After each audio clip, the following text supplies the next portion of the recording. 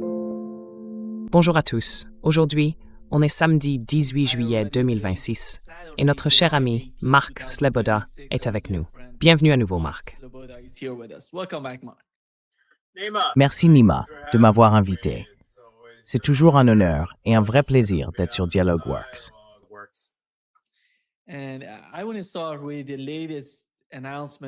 Je voudrais commencer par la dernière annonce du CENTCOM. Ils viennent de publier un communiqué dans lequel ils parlent des pertes en Jordanie. D'après ce qu'ils ont dit jusqu'à présent, 2 soldats ont été tués et un autre est porté disparu. Cela veut dire qu'il lui est arrivé quelque chose et qu'ils n'ont pas retrouvé son corps. En rassemblant toutes les informations, il semble donc qu'il y ait 2 morts, 15 blessés graves ou en danger de mort, évacués par avion vers l'Allemagne, et entre 3 et 5 personnes à bord de ce vol médicalisé. Ils les envoient là-bas, quelque part en Allemagne. Il y a aussi des dizaines de blessés légers parmi les troupes, touchés par des éclats ou des débris. Voilà, en gros, la description qu'ils donnent concernant les pertes.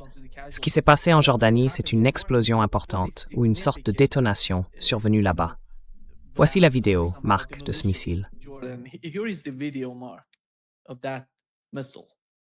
Oui, je l'ai vu.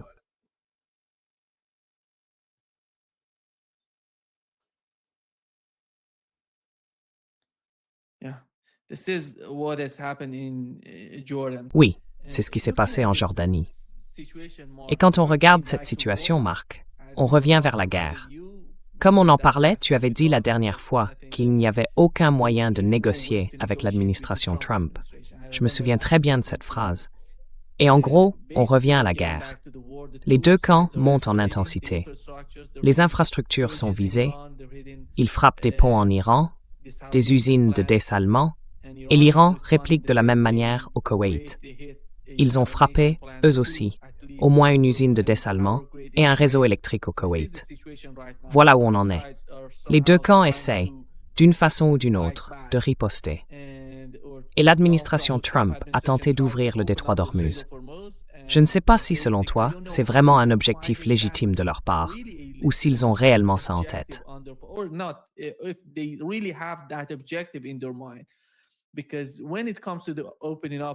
Parce que, quand il s'agit d'ouvrir le détroit d'Ormuz, on ne va pas se battre dans le détroit pour l'ouvrir, sinon tout devient incontrôlable. Et en ce moment, c'est exactement ce qui se passe. Les États-Unis attaquent l'Iran. L'Iran riposte. Personne ne peut traverser le détroit d'Ormuz. Au moins ces 2 derniers jours, aucun pétrolier n'est passé en nombre significatif. Peut-être 1 ou 2, pas plus. Quelle est votre lecture de la situation actuelle? Commençons par les pertes des 2 côtés. Il y a eu cette attaque contre l'Iran et la ville de Bandar Abbas. Vous savez, cette ville est essentielle dans le sud du pays. C'est la base navale de l'Iran, leur principal point de contrôle du détroit d'Ormuz. Les États-Unis ont essayé de l'isoler en frappant tous les ponts qui mènent à la ville. Alors dites-nous, quelle est votre compréhension de la situation?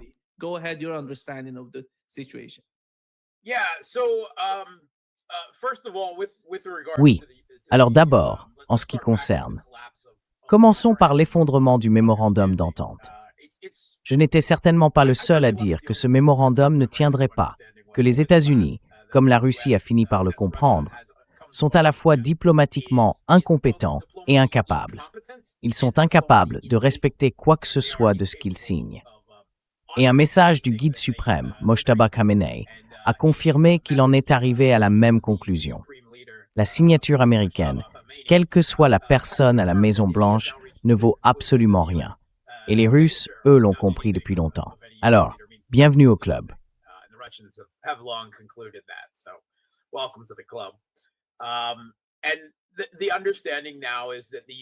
Et ce qu'on comprend maintenant, c'est que les États-Unis ont simplement accepté le protocole d'accord parce qu'ils étaient en train de perdre cette sorte de bras de fer géoéconomique, les blocus qui se répondaient, et que leurs réserves stratégiques de pétrole étaient tombées à un niveau critique. Il n'y avait plus assez de pétrole sur le marché mondial et les prix allaient commencer à grimper fortement. Pendant plusieurs mois, ils avaient plutôt bien réussi à manipuler et à maintenir les prix. Les annonces de Trump y ont contribué, tout comme les réserves stratégiques de pétrole. Les Chinois ont aussi joué un rôle important pour éviter une flambée, en arrêtant d'importer de grandes quantités de pétrole et en puisant dans leurs propres réserves stratégiques pour leurs besoins, ce qui, au final, réduisait la demande globale et aidait à empêcher les prix de s'envoler de façon catastrophique.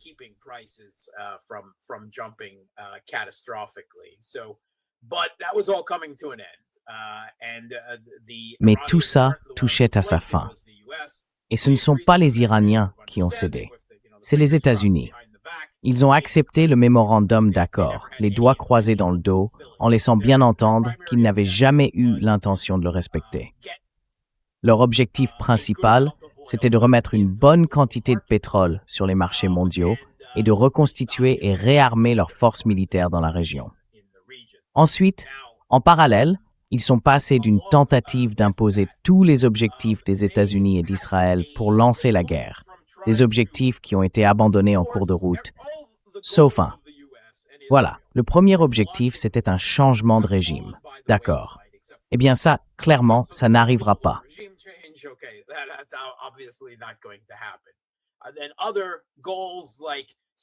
Et pour les autres objectifs, comme une sorte d'accord sur l'enrichissement nucléaire, je ne crois pas que ça ait jamais été une vraie préoccupation pour eux. C'est plutôt du vernis ou la cerise sur le gâteau. Ils savent très bien que l'Iran n'avait pas de véritable programme d'armes nucléaires. Et cet argument des armes de destruction massive, c'est juste un prétexte pour s'en prendre à l'Iran pour des raisons hégémoniques. Et Trump lui-même l'a dit, que ce n'était pas vraiment dangereux, que c'était surtout une question d'image et de psychologie. Il l'a répété à plusieurs reprises, clairement, et personne ne semble se souvenir qu'il l'a dit. Donc, en réalité, ce n'est pas quelque chose qui les inquiète vraiment.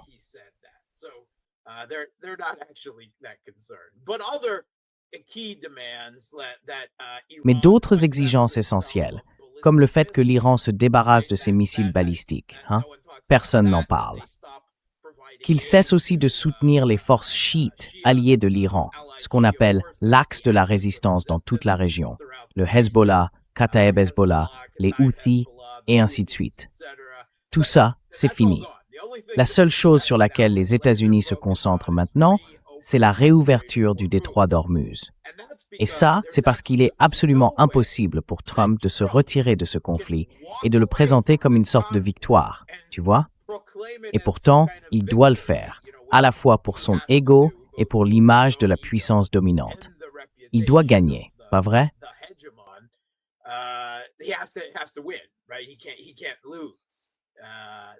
Il ne peut pas perdre. Donc, il ne peut pas non plus proclamer une victoire tant que l'Iran contrôle le détroit d'Ormuz et qu'il fait payer des droits de passage, des frais de service ou peu importe, aux navires qui y transitent. Alors, comme le mémorandum d'entente n'a pas réussi à rouvrir le détroit d'Ormuz, ni sur le plan militaire, ni sur le plan géoéconomique, avec ces blocus réciproques, cette espèce de bras de fer géoéconomique, ils sont passés à des moyens géopolitiques ou purement politiques. Et ils ont essayé de détacher Oman, géopolitiquement, de l'Iran, n'est-ce pas? La façon dont ils ont interprété le mémorandum d'entente, que moi et beaucoup d'autres dans les médias alternatifs avons qualifié de gros problème à cause de son flou, eh bien, on pourrait, je ne sais pas, faire passer des pétroliers entiers à travers les failles de ce document. Toutes les références, par exemple dans l'article 5, concernant le contrôle du détroit d'Ormuz, renvoyaient à l'Iran et à Oman.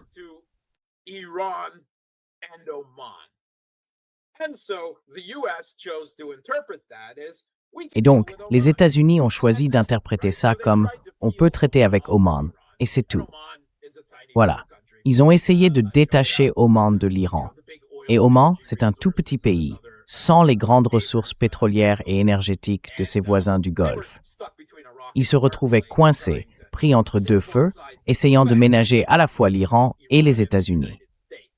Les Américains poussaient ce qu'ils appelaient le corridor sud, le long de la côte omanaise. Et ils commençaient à avoir un certain succès, en grignotant peu à peu l'influence de l'Iran, qui reposait sur son contrôle du détroit d'Ormuz. Ça s'est vu notamment pendant les funérailles de l'ancien guide suprême, l'Ayatollah Ali Khamenei, le père de l'actuel guide.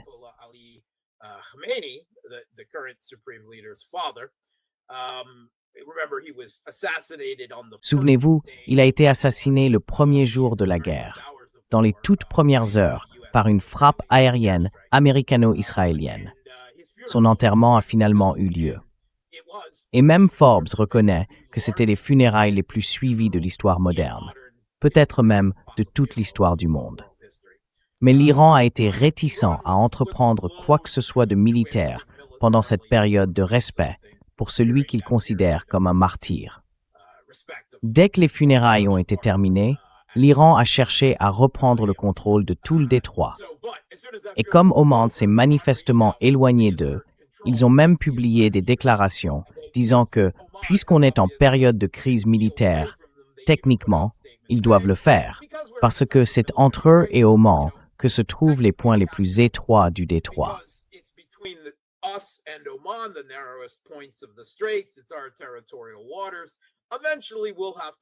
Ce sont nos eaux territoriales. À terme, il faudra qu'on mette en place un mécanisme pour gérer le détroit entre nous deux. Mais en ce moment, en pleine crise de guerre et avec Oman sous pression des États-Unis, on doit en prendre le contrôle total nous-mêmes. Du coup, Oman n'est même plus mentionné dans ces discussions. Et ils ont pris des mesures militaires décisives contre tous les navires qui utilisaient le couloir sud poussé par les Américains le long des côtes omanaises. Ils les ont frappés avec des vedettes rapides, des drones, des missiles de croisière. Et récemment, il semble qu'ils aient ajouté encore quelques mines marines. D'ailleurs, 2 navires se sont échoués sur des mines aussi.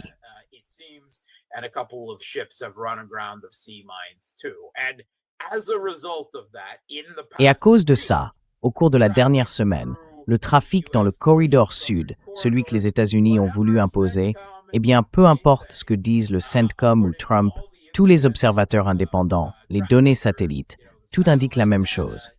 Il n'y a plus rien. Le corridor sud est vide. Il ne reste qu'un trafic très léger dans le détroit d'Ormuz. Et encore, c'est uniquement ce que l'Iran laisse passer. Principalement quelques navires à destination de la Chine, et ainsi de suite. Les États-Unis ne peuvent pas accepter cette situation. Alors, ils sont revenus à l'action militaire, aux frappes contre l'Iran, en commençant par viser les installations et les infrastructures militaires sur la côte sud, autour du détroit d'Ormuz, puis en élargissant progressivement les attaques, jusqu'à inclure maintenant des infrastructures plus étendues.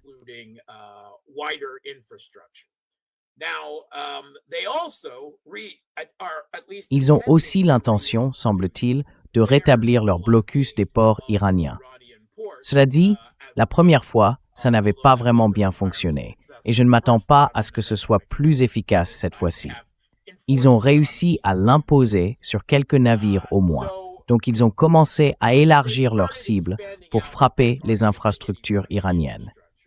Et parmi ces infrastructures qu'ils visent maintenant en Iran, il y a apparemment des ponts, surtout ceux qui relient Bandar Abbas, cette ville portuaire essentielle, comme vous l'avez dit, au reste du pays. Et ça pousse beaucoup d'analystes militaires sur place à s'interroger sur les raisons d'une telle stratégie.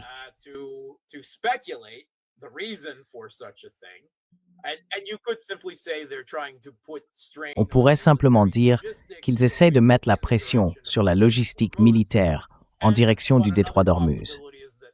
Mais une autre possibilité, c'est qu'ils envisagent sérieusement une opération terrestre. Bandar Abbas serait la cible à prendre pour contrôler le détroit d'Ormuz, peut-être avec l'île de Karg, pour laquelle Trump semble avoir une obsession pour une raison ou une autre, et quelques autres points stratégiques. Le problème, c'est que les États-Unis n'ont tout simplement pas les forces de combat nécessaires dans la région pour faire ça. Ils disposent de moins de 10 000 vrais soldats de combat.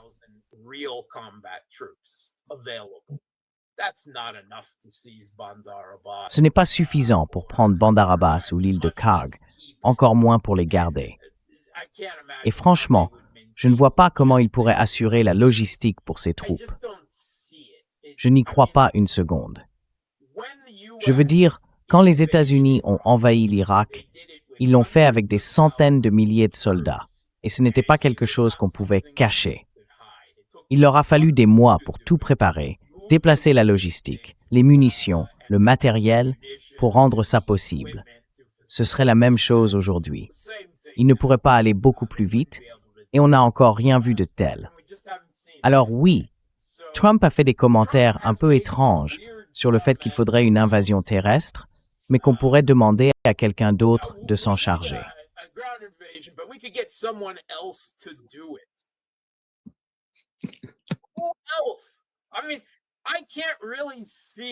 Je veux dire, j'ai du mal à imaginer les monarchies saoudiennes et émiraties envoyer un grand nombre de troupes, d'ailleurs, elles n'en ont pas vraiment, dans une sorte de mission suicide pour prendre pied, je ne sais pas, sur une base côtière. Bandar Abbas ou l'île de Karg, par exemple. Non, ça c'est pas sérieux. Ça n'arrivera pas.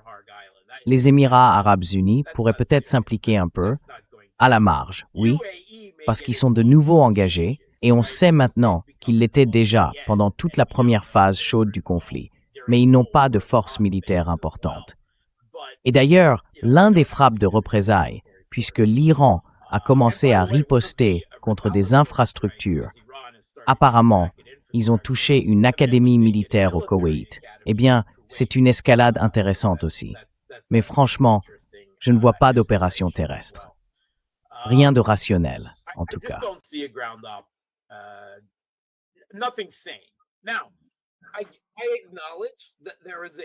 Je reconnais qu'il y a un problème à vouloir être trop logique et trop rationnel quand on parle de l'administration Trump, parce que eux, justement, ne le sont pas dans beaucoup de leurs décisions. Donc, il y a toujours la possibilité que l'armée suive simplement n'importe quel plan insensé qu'ils inventent et qu'ils envoient des troupes dans une mission suicidaire. Tout ce que je veux dire, c'est que si jamais ils faisaient ça, s'ils envoyaient quelques milliers de soldats sur l'île de Karg, à Bandar Abbas, à Keshm ou ailleurs, eh bien, il faudrait presque s'en réjouir, parce qu'ils seraient anéantis. Ce serait un coup énorme porté à l'hégémon, à son prestige et à la présidence de Trump, personnellement.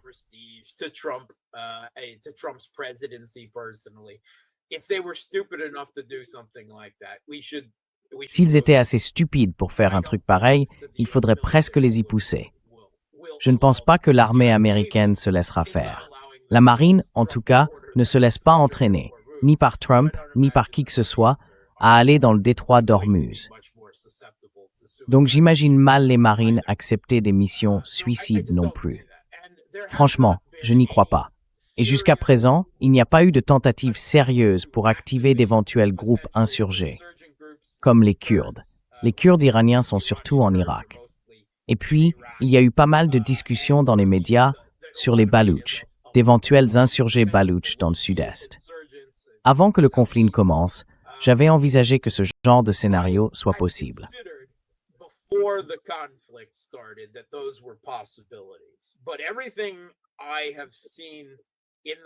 Mais tout ce que j'ai vu au cours des 4 derniers mois me montre que la CIA, le Mossad, ou peu importe, n'ont pas fait le travail de fond nécessaire pour former, armer ou encourager ces forces qui auraient été indispensables pour vraiment les utiliser comme intermédiaires. C'était possible, mais ils ne l'ont pas fait. S'ils l'avaient fait, ils les auraient déjà utilisés. Donc, je ne suis pas vraiment inquiet. Et l'Iran continue de frapper les Kurdes en Irak, 1 ou 2 fois par semaine encore. Il y a des attaques iraniennes contre des formations insurgées kurdes dans la région kurde d'Irak. Tu sais, ces groupes d'opposition et d'insurgés venus d'Iran, et ainsi de suite.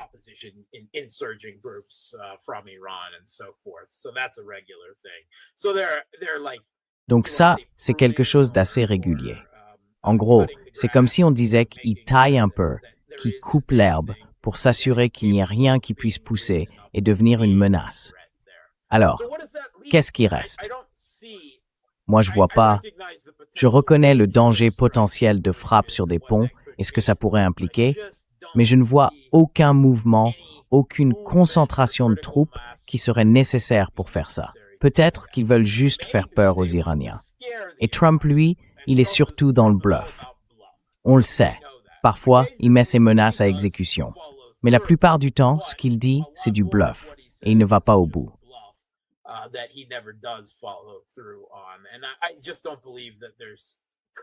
Et franchement, je ne crois pas qu'il existe aujourd'hui la moindre possibilité d'une option militaire sérieuse et rationnelle sur le terrain en Iran.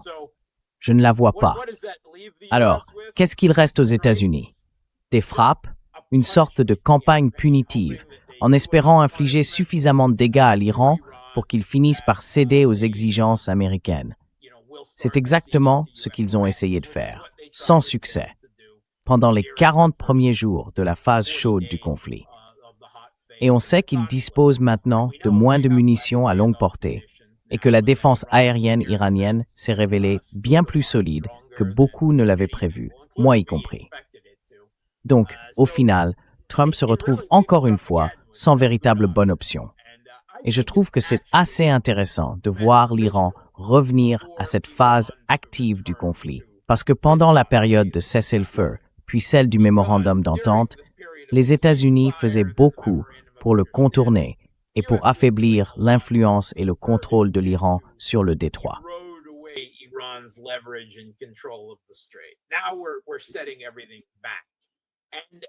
Maintenant, on remet tout en place. Et au fil du temps, avec les pénuries croissantes sur le marché mondial de l'énergie, tout ça joue en faveur de l'Iran. Les États-Unis, eux, n'ont pas du tout réussi à reconstituer leurs réserves stratégiques de pétrole. Donc, on ne fonctionne même plus selon un calendrier comme avant. Le moment où on atteindra une crise énergétique mondiale de niveau critique est bien plus proche qu'il ne l'était la dernière fois. Alors, je ne dis pas qu'à la fin de tout ça, les États-Unis vont conclure un nouveau mémorandum d'entente et le respecter réellement. Je ne crois pas que ce soit possible.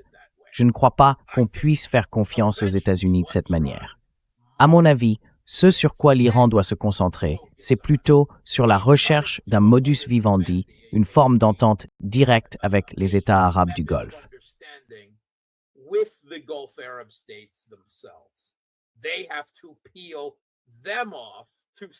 Ils doivent, dans une certaine mesure, les détacher des États-Unis. Sinon, on va rester coincé dans un conflit permanent, à basse intensité, fait de frappes à longue portée au Moyen-Orient, autour du détroit d'Ormuz, sans aucune perspective de fin. L'Iran ne peut pas offrir aux États-Unis ce dont ils ont besoin pour sauver la face et se retirer de la situation. Donc, le mieux qu'on puisse espérer, c'est que tout ça retombe un peu, que le conflit reste à un niveau faible et que l'Iran trouve un certain accord avec les États arabes du Golfe qui finissent par écarter lentement les États-Unis du jeu.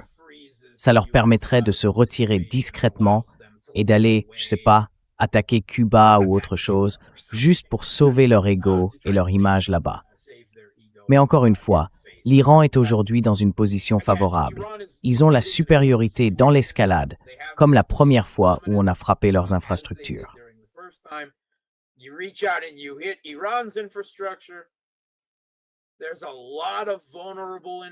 Il y a beaucoup d'infrastructures vulnérables que l'Iran peut atteindre et frapper dans les États du Golfe, ceux qui servent de base de lancement à ces attaques américaines. La première usine de dessalement au Koweït a été touchée, comme vous l'avez dit, mais il y a encore bien plus de dégâts possibles. Et le Koweït, par exemple, dépend du dessalement pour environ 90% de son eau potable, ainsi que pour son industrie énergétique, qui, comme vous le savez, dépend aussi énormément de l'eau. Donc oui, tout ça représente une forme de levier considérable. Ils ont aussi annoncé qu'ils commenceraient à frapper les installations portuaires iraniennes situées dans les États du Golfe si les attaques contre leurs infrastructures se poursuivent. Et ils ont également mentionné tous les hôtels et parcours de golf portant la marque Trump dans la région qu'ils comptent viser. Et franchement, j'aimerais bien voir ça. Je veux dire, oui, ça n'a aucune valeur stratégique, mais il y aurait là un certain symbole assez fort.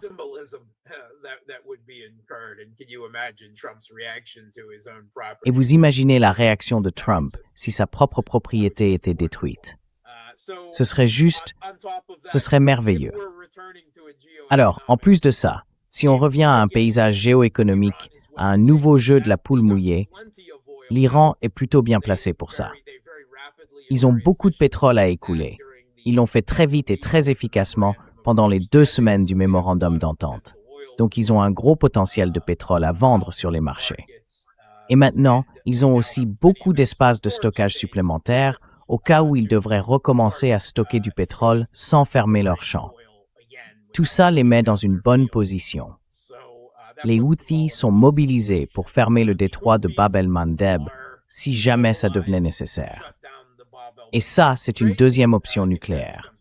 Mais ils ont aussi les câbles à fibre optique sous le détroit d'Ormuz. Un burst of escalation d'escalade à leur disposition. They've got so many escalatory options here. And the US only escalatory option. Et la seule option d'escalade pour les États-Unis, ce sont des frappes plus offensives. Mais ça n'a tout simplement pas marché. Je veux dire, Trump parle même maintenant de la montagne Pickaxe. On dirait qu'il est complètement obsédé par ça. Et les États-Unis n'ont même pas essayé de l'attaquer en 2025 ou en 2026. Parce que c'est littéralement une montagne de granit avec une base en dessous. Les experts disent que même une ogive nucléaire tactique ne suffirait peut-être pas à détruire cette installation. Alors pourquoi il en parle? J'en sais rien. Quelqu'un lui en a parlé, et il s'est mis à y penser de façon obsessionnelle, un peu comme il le fait avec l'île de Arg. Mais les États-Unis n'ont tout simplement pas de bonnes options. Ils pourraient, en théorie, viser et éliminer une autre partie de la direction iranienne. Mais dans ce cas, elle est terrible Borotais. In which case they'll be replaced, and it would be even more likely that the IRGC would have. Et il est même encore plus probable que les gardiens de la révolution iranienne jouent un rôle encore plus important qu'aujourd'hui dans la prochaine version du gouvernement iranien, ce qui ne mènerait à aucune capitulation de l'Iran face aux États-Unis. Le nouveau guide suprême, lui, semble bien conscient que son propre père et plusieurs membres de sa famille ont été tués par les États-Unis et par Israël. Et il ne paraît pas du tout enclin à se soumettre ni à montrer son ventre à Washington. Donc, les options ne s'annoncent pas très favorables pour les États-Unis. C'est un pays très puissant, très riche, mais c'est aussi l'hégémon mondial. Et il ne peut exercer qu'une force limitée sur un seul théâtre, parce qu'il a déjà tellement d'engagements ailleurs dans le monde. En réalité, ils ont à peu près épuisé tout ce qu'ils pouvaient faire contre l'Iran dans le Golfe Persique.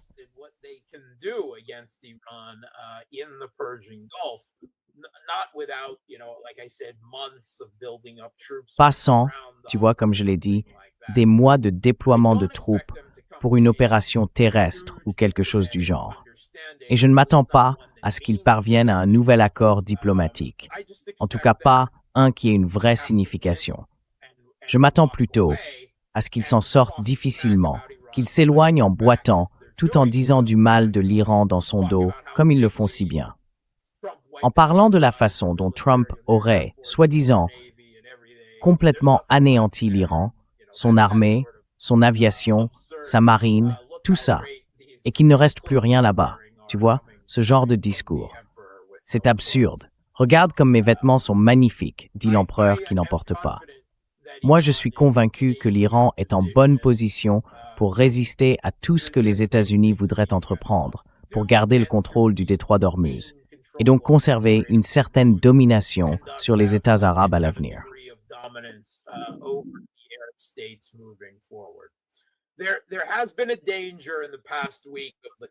Il y a eu, la semaine dernière, un vrai risque d'escalade du conflit. Pas seulement en élargissant les cibles d'infrastructures des deux côtés, mais aussi sur le plan horizontal. Le premier exemple, c'est quand l'Arabie saoudite aurait frappé l'aéroport au Yémen où une délégation iranienne était en train d'atterrir. Franchement, je ne comprends pas ce qu'ils pensaient faire. Et d'après ce qu'on nous dit, ils auraient eu le feu vert de Trump pour ça. Est-ce qu'ils croyaient que s'ils empêchaient les Iraniens d'atterrir, ça allait d'une manière ou d'une autre empêcher les Houthis de fermer le détroit de Bab el-Mandeb à la demande de Téhéran? Je ne comprends vraiment pas leur logique. C'était stupide. Et l'avion a atterri quand même, simplement dans un autre aéroport. Les Houthis ont riposté et ont frappé un aéroport saoudien. The Houthis fired back and hit a Saudi airport. Joli. Bigly, to use Trump terms as far as En reprenant les mots de Trump, on peut dire énormément, d'après ce que je vois sur les vidéos. Une autre chose qu'on a constatée cette dernière semaine, dans les représailles, c'est l'inefficacité totale de la défense aérienne fournie par les États-Unis. Tout ce que les Iraniens lancent en matière de missiles balistiques passe à travers. Et la précision de ces frappes semble confirmée par toutes les images satellites qu'on a vues jusqu'à présent. Donc, de ce point de vue, ils s'en sortent très bien. Encore une fois, on voit des vidéos montrant 6, 7, parfois 8 intercepteurs Patriot PAC-3 tirés sans rien arrêter du tout. Et de plus en plus, je vois aussi des drones passer sans être correctement interceptés. Tout ça montre à quel point les États du Golfe et les bases américaines sur place sont vulnérables, mais aussi à quel point les infrastructures du détroit du Golfe le sont face aux attaques iraniennes.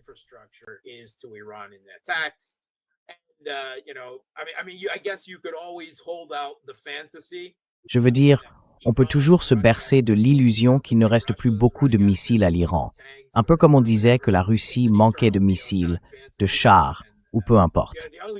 C'est un fantasme néoconservateur éternel. La seule réalité, c'est que les États-Unis, eux, commencent à manquer de munitions à longue portée et d'intercepteurs. Regardez Bahreïn. Ils ont lancé des dizaines d'intercepteurs en une seule nuit, dans une tentative vaine d'arrêter les missiles qui arrivaient. Et Bahreïn s'est fait pilonner. J'imagine très bien Zelensky en train de pleurer en voyant le nombre d'intercepteurs que Bahreïn gaspillait, tirés dans le vide pour essayer d'arrêter des missiles iraniens. Et je ne m'attends pas à ce que ces intercepteurs fassent mieux contre des missiles russes, Iskander-M visant Kiev ou autre chose. On voit bien maintenant à quel point le régime de Kiev a menti sur le taux réel d'interception des missiles russes depuis le début.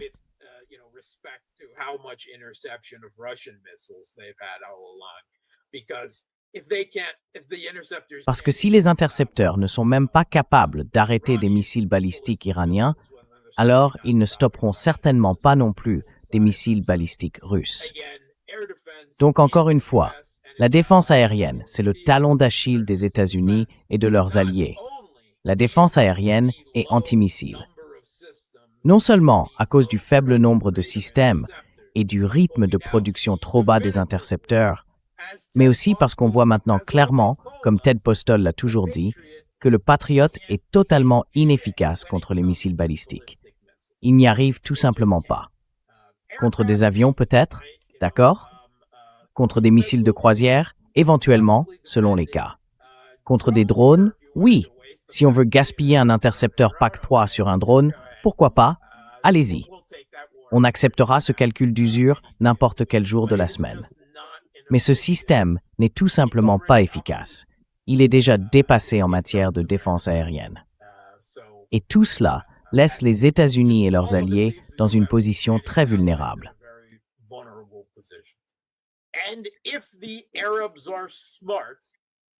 Et si les pays arabes sont intelligents, j'aime à penser que la plupart d'entre eux comprendront qu'ils n'ont pas le choix. Je ne m'attends pas à ce qu'ils puissent chasser les États-Unis de leur territoire, bien sûr. Leur sécurité en dépend. Mais ils devront trouver une forme d'arrangement à leur manière avec l'Iran. Parce qu'avec les États-Unis, on ne peut tout simplement pas traiter. On ne peut pas traiter avec eux en général, et encore moins avec l'administration Trump. Tout le monde l'a compris maintenant. La Russie, la Chine, l'Iran, il n'y a plus de diplomatie possible avec les États-Unis. Oui. Mais vous savez, l'Iran va encaisser des coups, ils vont subir des pertes, des civils vont mourir, ils perdront des moyens militaires, des infrastructures. Mais au final, ils seront dans une position aussi forte qu'à la fin de la première phase chaude de 40 jours, voire plus forte encore aujourd'hui.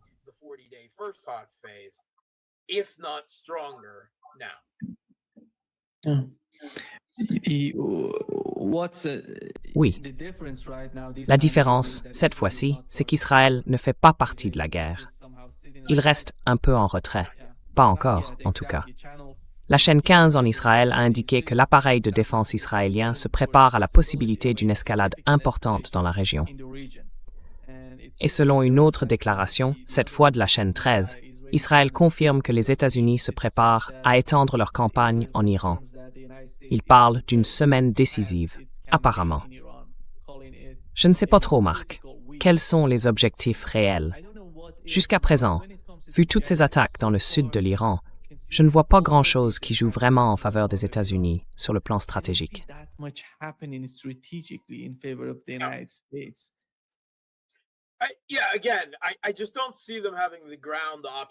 Oui, encore une fois, je ne vois vraiment pas comment une option terrestre pourrait être envisageable. En fait, toutes les zones du sud, évidemment, c'est là que se trouvent les moyens, là où l'Iran exerce son contrôle sur le détroit d'Ormuz. Donc à mon avis, c'est plutôt ça qu'ils essayent de faire, plutôt qu'une véritable opération terrestre à court terme. Si le conflit devait durer encore 6 mois et qu'on commençait à voir un grand nombre de troupes se rassembler, là, on pourrait réévaluer la situation. Mais pour l'instant, leur objectif, c'est de réduire la capacité de l'Iran à contrôler le détroit d'Ormuz. Le problème, c'est que ce n'est pas si difficile à faire. Et l'Iran dispose de tellement de moyens pour y parvenir. Les vedettes rapides, les mini-sous-marins, les drones de surface, les drones sous-marins, les drones aériens, les missiles de croisière, les frappes aériennes, les mines marines. Même l'artillerie peut être utilisée.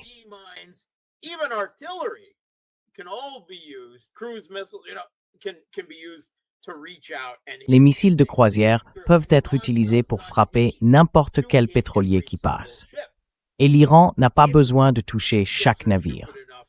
Si certains étaient assez stupides pour foncer tête baissée, ce qui n'est pas le cas en ce moment, eh bien, quelques-uns l'ont fait, et ils en paient le prix. Parce qu'il suffit d'en atteindre un certain nombre pour que les compagnies d'assurance disent « Non, non, non, on ne couvre plus ça ». Et là, tout s'arrête. C'est tout ce qu'ils ont besoin de faire. Des responsables américains l'ont d'ailleurs souligné ces derniers mois. C'est tout simplement très facile pour eux.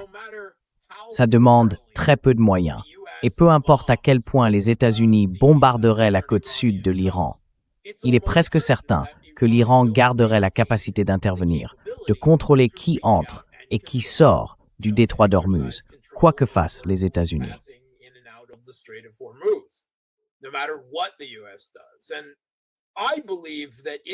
Et je pense que Israël ne s'est pas encore vraiment réengagé dans le conflit.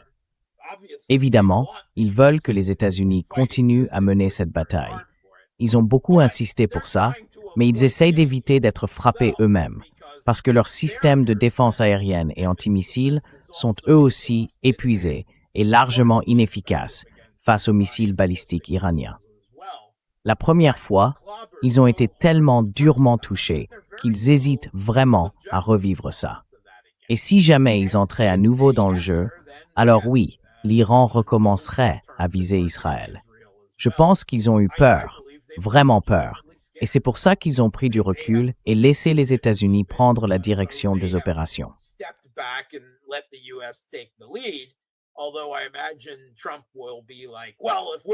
J'imagine que Trump dira quelque chose comme « Bon, si on y va, il faut que vous y alliez aussi. » Et il est probable qu'on voit, enfin, on a déjà vu pas mal d'avions ravitailleurs en vol se déplacer, ce qui laisse penser qu'Israël va reprendre des frappes à longue portée contre l'Iran dans les prochains jours, aux côtés des États-Unis.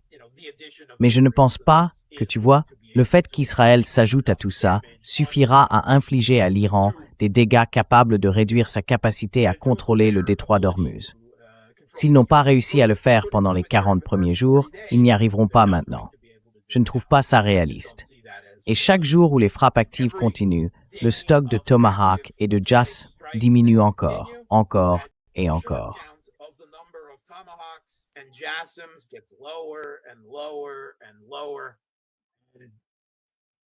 Et franchement, la Chine et la Russie doivent bien se frotter les mains en regardant tout ça de loin. Parce que ça réduit la capacité des États-Unis à intervenir, tu vois, dans n'importe quel futur conflit qui pourrait les concerner. Et ça les laisse, eux, aux commandes. Non? Si la Chine voulait vraiment, ce qu'elle veut pas faire, mais si elle le voulait vraiment, reprendre militairement le contrôle de Taïwan, elle serait dans une position idéale pour le faire. Parce qu'en ce moment, les États-Unis manquent clairement de puissance en munitions. Et c'est pareil pour la Russie. Elle a de moins en moins de raisons de craindre une intervention militaire américaine en Ukraine, même si elle décidait d'élargir les objectifs de son opération militaire spéciale pour aller jusqu'à un changement complet de régime à Kiev, ce qu'elle fera presque à coup sûr.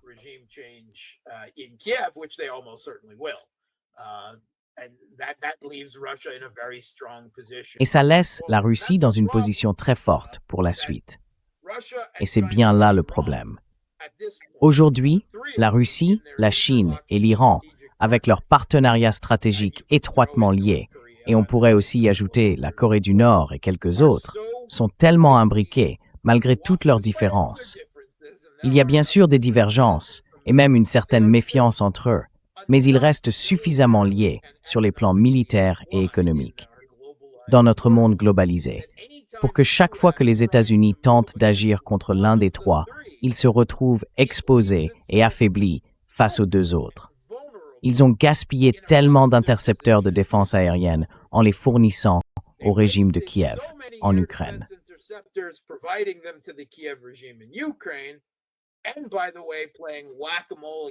Et d'ailleurs, le fait d'avoir joué pendant des années au chat et à la taupe avec les Houthis au Yémen, sous Biden comme sous Trump, fait qu'aujourd'hui, ils n'ont plus assez d'intercepteurs pour mener une véritable campagne contre l'Iran, sans que l'Iran puisse faire exactement ce qu'il fait en ce moment. On peut aussi ajouter à ça que le système Patriot, même avec des intercepteurs, reste globalement inefficace. Mais il se retrouve en position de faiblesse face à l'Iran à cause du conflit en Ukraine. Et s'ils décidaient de se recentrer sur la guerre en Ukraine, ils seraient encore plus affaiblis à cause de ce qu'ils ont entrepris contre l'Iran. Ils essayent d'asphyxier économiquement l'Iran en bloquant ses ports, ce qui fait grimper le prix du pétrole. Et cet argent finit par alimenter les caisses de l'économie russe.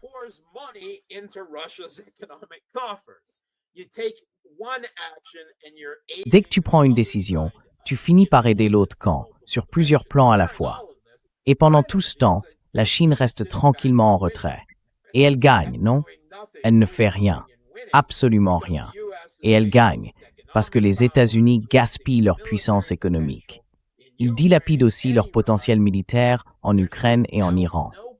Aujourd'hui, il n'y a même plus la moindre possibilité pour les États-Unis d'imaginer pouvoir mener un conflit armé avec la Chine, près de ses côtes, à Taïwan ou en mer de Chine méridionale, et d'avoir la moindre chance de victoire. Il faudrait être stupide au niveau de Trump pour croire qu'un tel scénario est encore possible. Et chaque mois qui passe, l'armée chinoise devient plus puissante, plus avancée, mieux équipée, pendant que les États-Unis gaspillent leurs ressources dans des conflits qu'ils ne peuvent même pas gagner.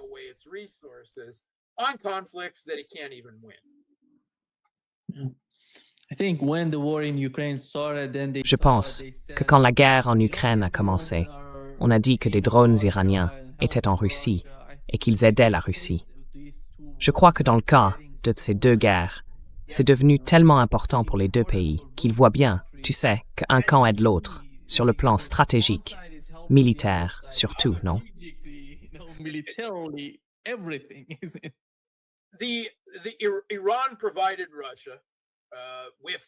L'Iran a fourni à la Russie les plans stratégiques, la licence pour produire le Shahed 136, qui est rapidement devenu le Djeyran, n'est-ce pas? Aujourd'hui, on en est au Djeyran 4 Seeker, au Djeyran 5 Black et à toutes les autres versions. Et ça, c'est un vrai défi, une sorte de Wunderwaffe, une arme vraiment importante dans le conflit en Ukraine. Ce drone peut faire énormément de choses maintenant, et la Russie a beaucoup appris sur la façon de faire évoluer ce système. Moteur à réaction, missiles air-air, réseau maillé et toutes les autres possibilités qui en découlent. Et d'après Forbes, et je n'ai aucune raison d'en douter, la Russie a désormais renvoyé à l'Iran ses avancées dans la guerre des drones, ainsi que le savoir-faire pour les utiliser, les tactiques, tout ce qui va avec.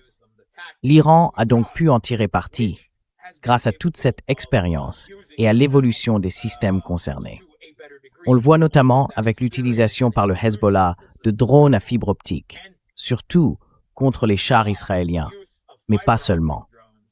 C'est la Russie qui a été la première à mettre au point l'usage de câbles à fibre optique pour les drones dans le conflit en Ukraine.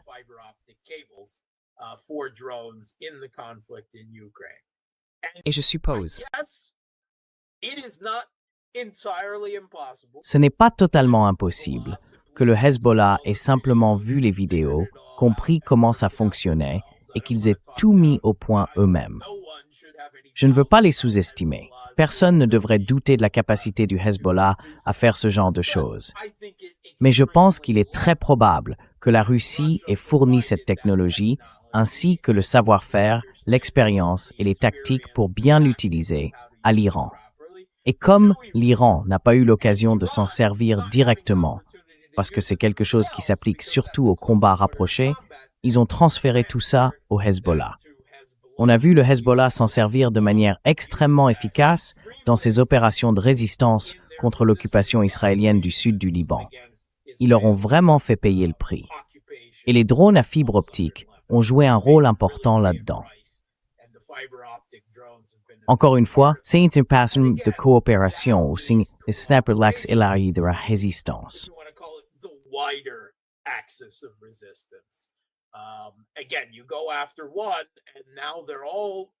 Encore une fois, on s'en prend à l'un. Mais aujourd'hui, ils sont tous tellement liés entre eux, sur le plan économique comme sur le plan militaire, ou plutôt, comme dit la Russie, sur le plan militaro-technique. Même sans envoyer de troupes ni livrer de grandes quantités d'armes, le simple fait de partager des données, du renseignement, des plans, des tactiques ou encore de l'expérience de combat, tout ça compte. Et ça compte énormément, on le voit bien. Regardez l'Iran. La précision de ses armes, de ses frappes, entre 2015 et 2016. Déjà en 2015, ils étaient bons. Mais ce qu'ils montrent aujourd'hui, c'est qu'ils ont directement profité du renseignement et des tactiques russes et chinoises à un très haut niveau, selon moi. Et ça les a rendus encore plus dangereux qu'avant, plus précis, plus capables de viser les actifs militaires américains dans tout le Moyen-Orient. Et les États-Unis en ont payé le prix.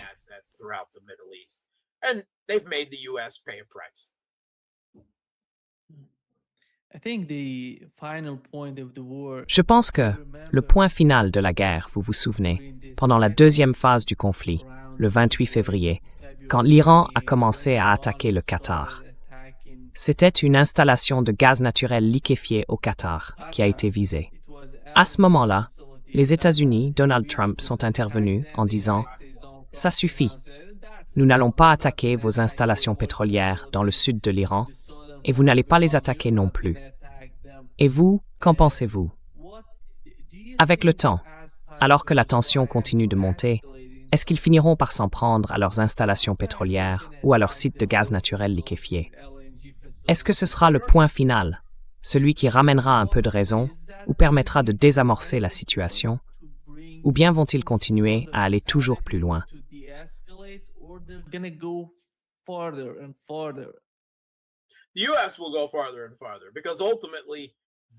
Les États-Unis iront de plus en plus loin, parce qu'au fond, ils ne souffrent pas directement. Ils souffrent de manière indirecte à travers les dégâts causés à l'économie mondiale. Les prix du diesel aux États-Unis, l'inflation, tout ça augmente encore et encore. Non? Mais tout ça, c'est indirect.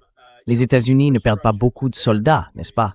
Ils ne perdent pas, disons, les infrastructures de leur propre pays. Donc mentalement, ils peuvent reporter ces pertes sur leurs alliés du Golfe, parce que ce sont eux qui subissent réellement les conséquences. Je ne crois tout simplement pas qu'en tant qu'hégémon, les États-Unis puissent accepter des conditions de reddition et les respecter au Moyen-Orient.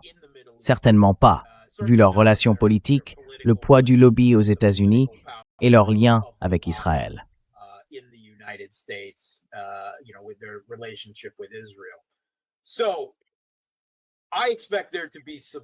Je m'attends donc à une escalade importante dans les semaines à venir.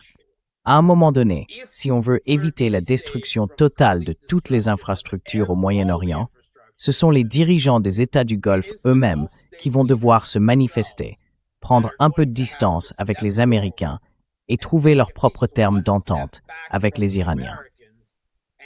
Et je pense que les Iraniens sont tout à fait disposés à s'entendre avec les dirigeants arabes du Golfe. C'est d'ailleurs ce qu'ils ont toujours voulu. Mais vous savez, le contrôle du détroit d'Ormuz, c'est le prix que tout le monde va devoir payer pour ce qui s'est passé, pour le rôle qu'ont joué les États arabes en facilitant cette attaque contre leur pays.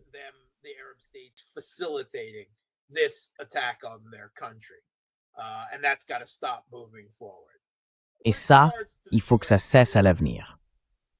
En ce qui concerne les États-Unis et Israël, il n'y a aucun espoir de paix avec eux. Il y aura forcément un conflit, sous une forme ou une autre, même si ça finit par retomber dans une sorte de guerre tiède ou de guerre froide.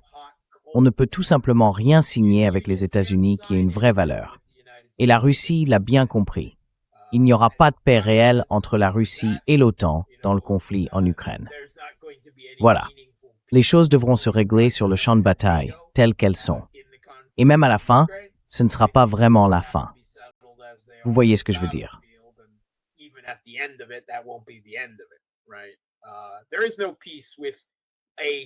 Il n'y a pas de paix possible avec une puissance hégémonique désespérée, en déclin. On est déjà d'une certaine façon dans une version du piège de Thucydide. Et cette fois, ce n'est pas seulement la Chine qui est concernée. Parce que la Chine, la Russie et l'Iran sont tellement liés entre eux, tout ça s'étend naturellement à ces trois pays. Les États-Unis ne pourront tout simplement pas accepter la situation actuelle, avec l'Iran qui contrôle le détroit d'Ormuz au Moyen-Orient. Pour eux, ce serait la fin de leur hégémonie dans la région. Il n'y aura donc pas de paix réelle entre les États-Unis et Israël d'un côté et l'Iran de l'autre. L'Iran peut oublier cette idée. Et à tous ceux, au sein du gouvernement iranien, qui croient encore qu'une paix est possible, qu'une solution diplomatique peut être trouvée, Ghalibaf Araghchi, j'espère que vous n'y croyez plus parce que ce n'est tout simplement pas possible.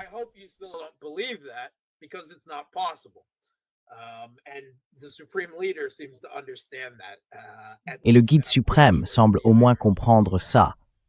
Et je suis assez sûr que les gardiens de la révolution le comprennent aussi. Les Russes ont fini par le comprendre. Dieu sait qu'ils ont tout fait pour trouver une forme d'accord avec les États-Unis. Mais ce n'est tout simplement pas possible. Il faut donc se placer en position de force, militairement, économiquement, enfin par tous les moyens possibles, et maintenir la botte sur le terrain. Parce que c'est la seule chose à faire. Jusqu'à ce que l'hégémon ne soit plus un hégémon, n'est-ce pas? Il faut continuer comme ça. Et franchement, il faut oublier la paix, oublier la diplomatie avec les États-Unis. Ce n'est pas possible. Je crois qu'au bout du compte, une forme d'entente, un certain modus vivendi, est possible avec la majorité des dirigeants du Golfe. Ils finiront par y venir.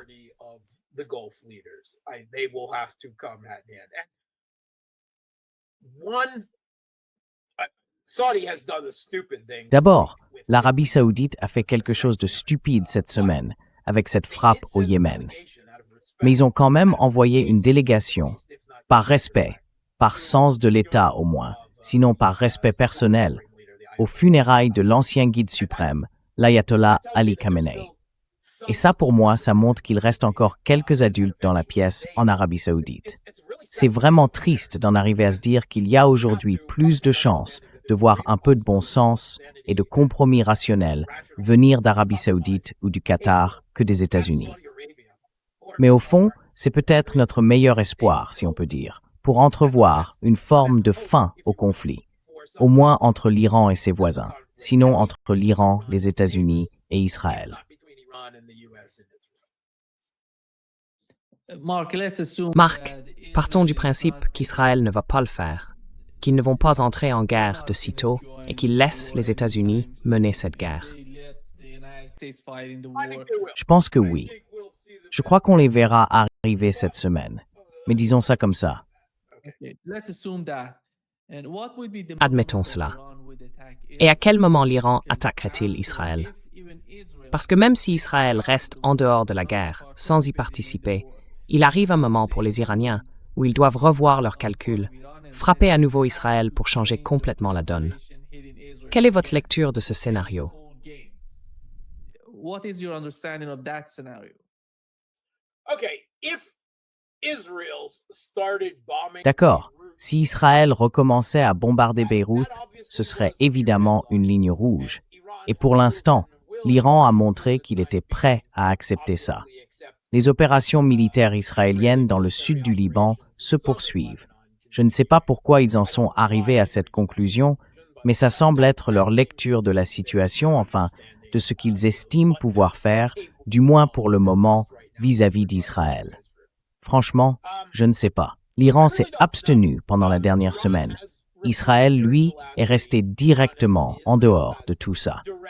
Bien sûr, ils fournissent leurs bases et tout le reste. Mais je ne sais pas si l'Iran a encore des cibles efficaces à frapper sur les bases militaires américaines.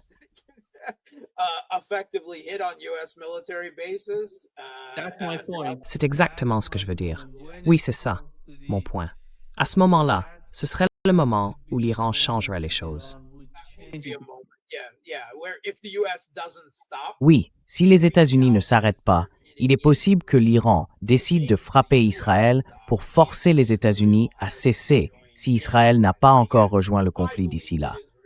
Encore une fois, je pense qu'Israël va s'impliquer très bientôt, donc cette question deviendra sans doute sans objet. Mais, oui, je veux dire, il y a un moment où, si les États-Unis ne réagissent pas suffisamment à la destruction de leurs bases et de l'infrastructure de leurs alliés du Golfe, alors, forcément, un débat aura lieu en Iran. On dira, très bien, dans ce cas, il faut arrêter d'attendre et commencer à frapper les Israéliens, parce que c'est visiblement la seule chose à laquelle les États-Unis semblent vraiment tenir, les Israéliens. C'est une possibilité réelle. Je ne peux pas dire où se situe la limite exacte. Mais si les États-Unis ne s'arrêtent pas, à un moment donné, oui, cet argument sera avancé. Et je peux tout à fait comprendre cette logique.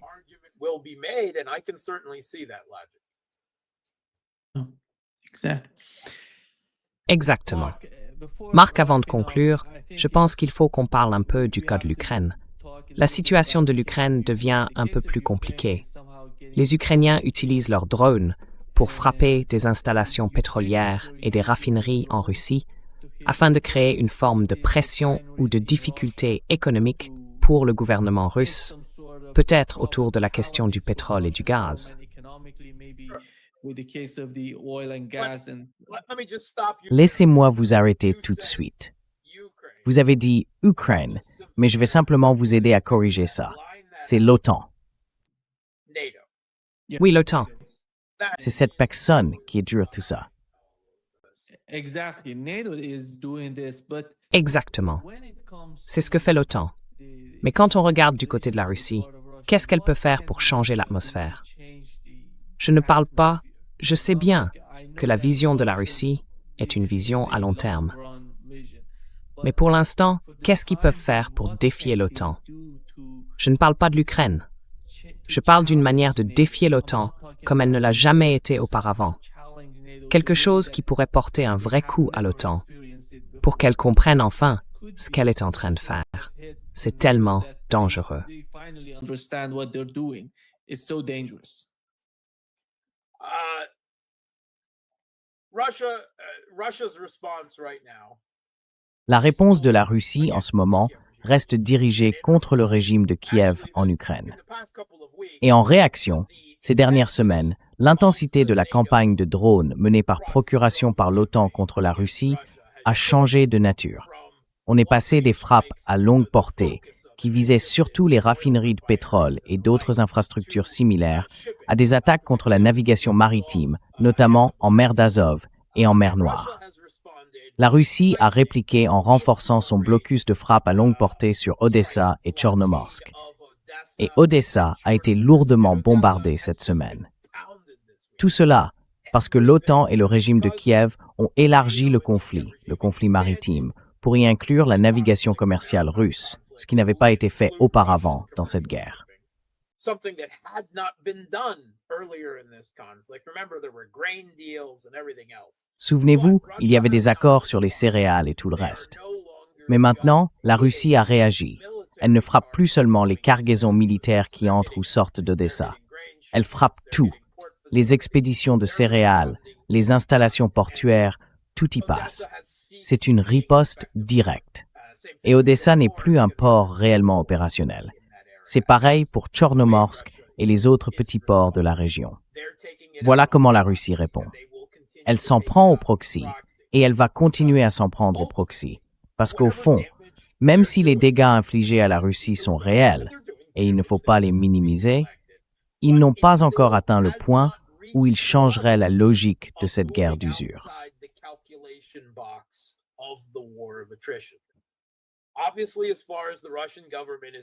Évidemment, du point de vue du gouvernement russe, il continue de causer bien plus de dégâts à l'Ukraine, malgré tout le battage médiatique et la façon dont le récit est construit dans les médias. Leur campagne de frappe à longue portée inflige beaucoup plus de dommages à Kiev et ils continuent d'avancer sur le front, à Konstantinovka, à Liman, toujours un peu plus loin. Ils gagnent encore la guerre d'usure. Les chiffres restent en leur faveur. Le calcul leur est toujours favorable, parce que c'est avant tout une question de mathématiques. Encore plus, je dirais, que la guerre de frappe à longue portée menée par l'Iran au Moyen-Orient. Et tant que les chiffres ne sortent pas de ce cadre, ils ne remettront tout simplement pas leur stratégie en question.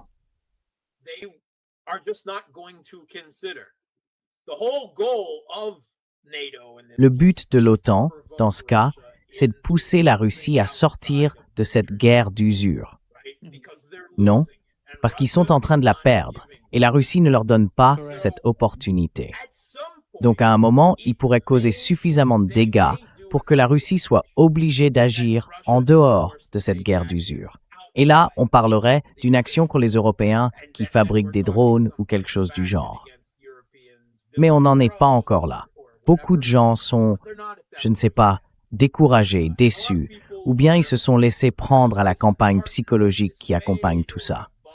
Vous savez, ce discours du genre « l'Ukraine est en train de gagner, elle a renversé la situation ».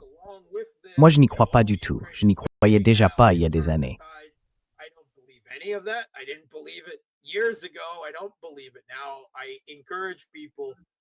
Je n'y crois plus maintenant. J'invite les gens à prendre un peu de recul et à mesurer à quel point l'ours russe est immense. Cet ours peut encaisser une quantité incroyable de petites piqûres, de morsures de mouches, et malgré tout, garder les mâchoires serrées sur cette guerre d'usure jusqu'à la victoire. Et quoi que vous ayez vu ou entendu, le calcul au Kremlin reste le même. Les chiffres leur semblent toujours favorables. Tant que ce calcul ne change pas, je ne m'attends pas à une action directe contre l'OTAN. Pas parce que la Russie aurait peur d'un conflit conventionnel avec l'OTAN en Ukraine, ce n'est pas le cas, mais parce qu'ils se considèrent comme les adultes dans la pièce. Ils comprennent très bien les risques d'un affrontement direct entre la Russie et l'OTAN et à quel point ce serait une pente glissante vers l'emploi d'armes nucléaires tactiques puis stratégiques.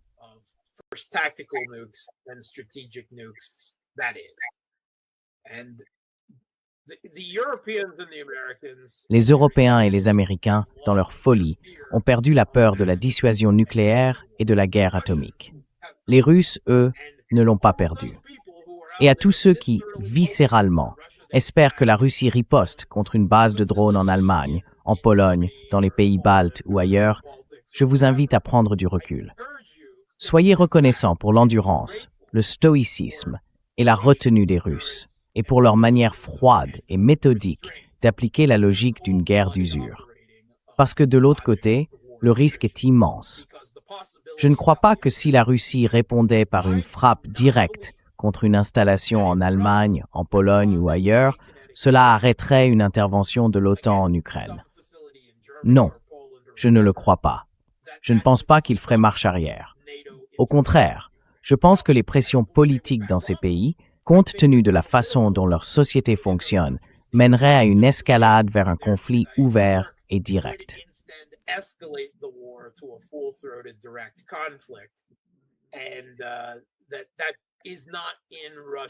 Et ça, ce n'est pas dans l'intérêt de la Russie. Ils continuent de penser, on peut appeler ça la tactique du salami à la russe. Chaque jour, un petit morceau de l'Ukraine cesse d'être l'Ukraine et devient une partie de la Russie. Chaque semaine, 5, 6, parfois 7 localités, parfois une grande ville, cessent d'être ukrainiennes. C'est en train de se produire. C'est bien réel. Et peu importe à quel point on essaye de l'ignorer, ça se passe quand même. Je pense que les Européens ne sont pas capables de fournir au régime de Kiev entre 3 et 600 drones d'attaque à longue portée chaque jour. Je ne crois pas qu'ils aient une telle capacité de production. À mon avis, ils ont accumulé des stocks pendant des mois, peut-être même pendant 1 an pour cette campagne, et que celle-ci a une portée très limitée. Zelensky lui-même a parlé d'une campagne de 40 jours, non? Leur objectif est de causer un certain niveau économique et logistique avec ces attaques.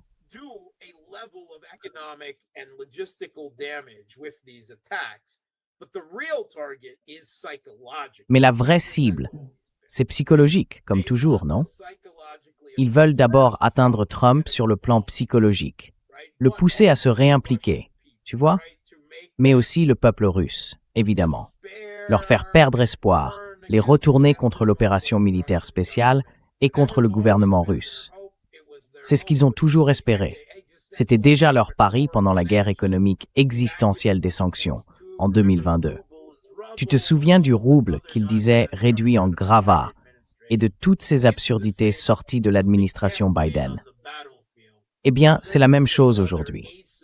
Ils ne peuvent pas gagner sur le champ de bataille, alors ils utilisent une autre tactique asymétrique. Et je te le dis, moi qui vis à Moscou, je vois la réalité ici. Je sais où la Russie est sous pression et où elle peut simplement tenir. 70% de cette campagne, c'est du psychologique. Oui, ne vous laissez pas piéger par cette campagne psychologique. Le Kremlin, le ministère russe de la Défense, pour eux, oui, il y a des pertes civiles, y compris des civils russes. Mais à l'échelle de cette guerre, ces pertes restent faibles, même si chaque mort est une tragédie. La Russie a connu des conflits où elle a perdu jusqu'à 30 millions de personnes, vous voyez? Ils ne réagissent pas de la même façon sur le plan émotionnel face à ce genre de choses, parce que, pour eux, c'est une guerre existentielle. Et oui, des dégâts ont été faits.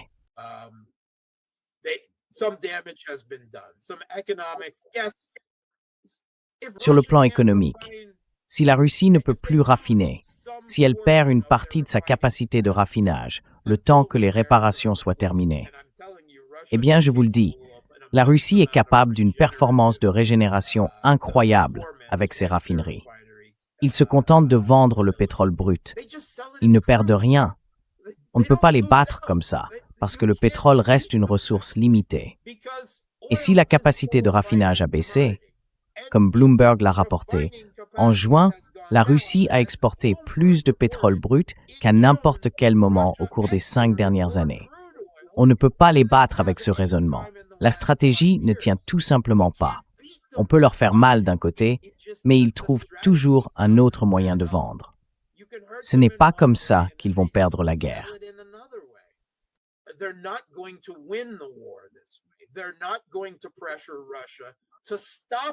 Ils ne vont pas faire pression sur la Russie pour qu'elle arrête la guerre de cette façon.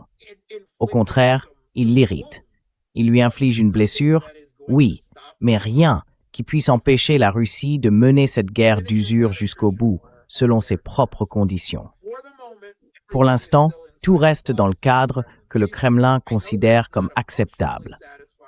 Je sais que ce n'est pas très satisfaisant sur le plan émotionnel pour beaucoup de gens, mais je vous le dis franchement, soyez reconnaissants que le même sang chaud qui coule dans vos veines, celui qui voudrait que la Russie rende coup pour coup à l'OTAN, ne coule pas dans les veines des dirigeants du Kremlin.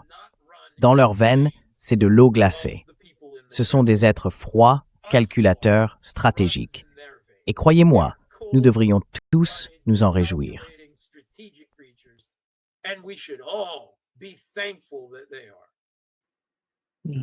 Yeah. Good point, Mark. Oui, bon point, Marc. Et merci beaucoup d'être avec nous aujourd'hui. Alors, je vais juste le rappeler. Allez sur boosty.to/therealpolitik pour soutenir Marc. Oui, c'est juste là, sur la droite, juste en dessous. Vous pouvez le trouver, l'adresse est juste sous son nom sur la photo ou sur le côté droit. Vous voyez encore Boosty, boosty.to/TheRealPolitic. Allez-y et suivez Marc. Je suppose que tu n'utilises plus ta chaîne YouTube. I assume that you're not using your YouTube channel. Non, pas depuis qu'ils m'ont bloqué. Don't go to the Mark's YouTube channel. N'allez pas sur la chaîne YouTube de Marc, il ne l'utilise plus. Allez plutôt sur boosty.to/TheRealPolitic. Oui. Merci Marc. Merci beaucoup d'être avec nous aujourd'hui. Un vrai plaisir, comme toujours. On se reparle très bientôt. À très vite. Au revoir. Talk to you soon. Bye-bye.